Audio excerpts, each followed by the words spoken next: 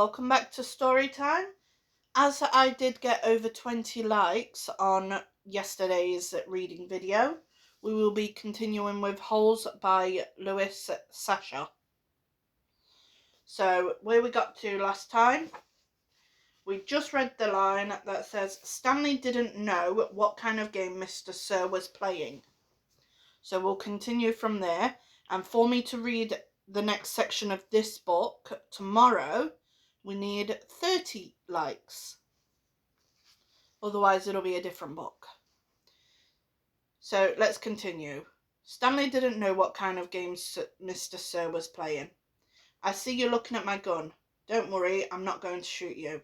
He tapped his holster. This is for yellow-spotted lizards. I wouldn't waste a bullet on you. I'm not going to run away, Stanley said. Good thinking, said Mr. Sir. Nobody runs away from here. We don't need a fence. Know why? Because we've got the only water for hundreds of miles. If you want to run away, you'll be buzzard food in 3 days. Stanley could see some kids dressed in orange and carrying shovels dragging themselves towards the tents. You thirsty? Asked Mr. Sir. Yes, Mr. Sir, Stanley said gratefully. Well, you better get used to it. You're going to be thirsty for the next 18 months. Chapter 5. There were 6 large grey tents, and each one had a black letter on it. A, B, C, D, E, or F. The first 5 tents were for the campers. The councillors slept in tent F.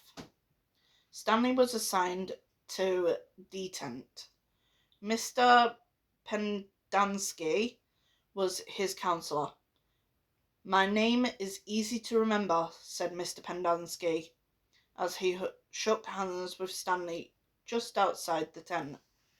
3 easy words. Pen, dance, key. Mr. Sir returned to the office. Mr. Pendanski was younger than Mr. Sir and not nearly as scary looking. The top of his head was shaved so close it was almost bald, but his face was covered in a thick, curly black beard. His nose was badly sunburned. Mr. Sir isn't really so bad, said Mr. Pendanski. He's just been in a bad mood ever since he quit smoking. The person you've got to worry about is the warden. There's really only one rule at Camp Green Lake. Don't upset the warden. Stanley nodded as if he understood. I want you to know, Stanley, that I respect you, Mr. Pendanski said. I understand you've made some bad mistakes in your life, otherwise you wouldn't be here. But everyone makes mistakes. You may have done some bad things, but that doesn't mean you're a bad kid. Stanley nodded. It seemed pointless to try and tell his counsellor that he was innocent. He figured that everyone probably said that. He didn't want Mr. Pendanski to think he had a bad attitude. I'm going to help you turn your life around, said his counsellor. But you're going to have to help me, too. Can I count on your help? Yes, sir, said Stanley. Mr. Pendanski said, good, and patted Stanley on the back. 2 boys, each carrying a shovel, were coming across the compound. Mr. Pendanski called them. Rex, Alan, I want you to come and say hello to Stanley. He's the newest member of our team. The boys glanced wearily at Stanley. They were dripping with sweat, and their faces were so dirty it took Stanley a moment to notice that one kid was white and the other was black. What happened to Barf Bag? Asked the black kid. Louis is still in the hospital, said Mr. Pendanski. He won't be returning. He told the boys to come shake Stanley's hand and introduce themselves like gentlemen. I'm skipping a page for some reason. There we go. Hi, said the white kid grunted. That's Alan, said Mr. Pendanski. My name's not Alan, the boy said. It's Squid, and that's X-Ray. Hey, said X-Ray. He smiled and shook Stanley's hands. He wore glasses, but they were so dirty that Stanley wondered how he could see out of them. Mr. Pendanski told Alan to go to the rec hall and bring the other boys to meet Stanley. Then he led them inside the tent. There were 7 cots, each one less than 2 feet from the one next to it. Which was Lewis's cot? Mr. Pendanski asked.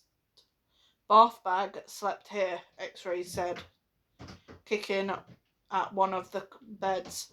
All right, Stanley, that'll be you, said Mr. Pendanski. Stanley looked at the cot and nodded. He wasn't particularly thrilled about sleeping in the same cot that had been used by someone named Bath Bag. 7 crates were stacked in 2 piles at one side of the tent. The open end of the crate faced outwards. Stanley put his backpack, change of clothes, and a towel in what used to be Bath Bag's crate. It was at the bottom of the stack that had 3 squares in it. Squid returned with 4 other boys. The first 3 were introduced by Mr. Pendanski as Jose, Theodore, and Ricky. They called themselves Magnet, Armpit, and Zigzag. They all have nicknames, explained Mr. Pendanski. However, I prefer to use the names their parents gave them, the names that society will recognize them by when they return to become useful and hard-working members of the society. It isn't just a nickname, X-Ray told Mr. Pendanski. He tapped the rim of his glasses. I can see inside you, Mom. You've got a big fat heart. The last boy either didn't have a real name or else he didn't have a nickname. Both Mr. Pendanski and X-Ray called him Zero. You know why his name is Zero? Asked Mr. Pendanski. Because there's nothing inside his head. He smiled and playfully shook Zero's shoulder. Zero said nothing. And that's Mum, a boy said. Mr. Pendanski smiled at him. If it makes you feel better to call me Mum, Theodore, go ahead and call me Mum. He turned to Stanley. If you have any questions, Theodore will help you.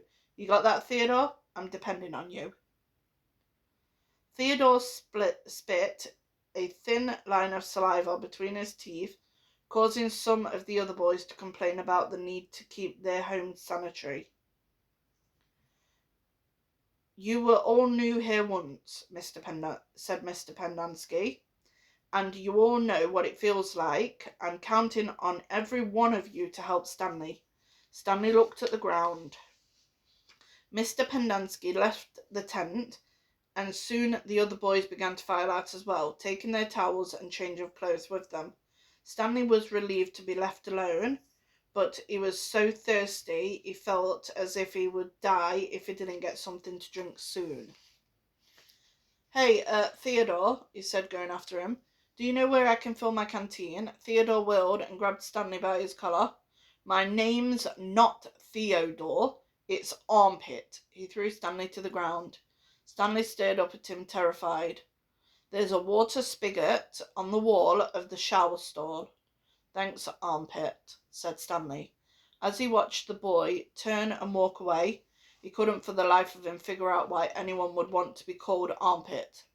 In a way, it made him feel a little better about having to sleep in a cot that had been used by someone named Bath Bag. Maybe it was a term of respect. So tomorrow we will start chapter 6 if I get 30 likes on this book. So that's the reading for today. 30 likes and we will read chapter 6 tomorrow. If not, I will start a different book. Thank you for joining and I hope to see you on my live later. Bye!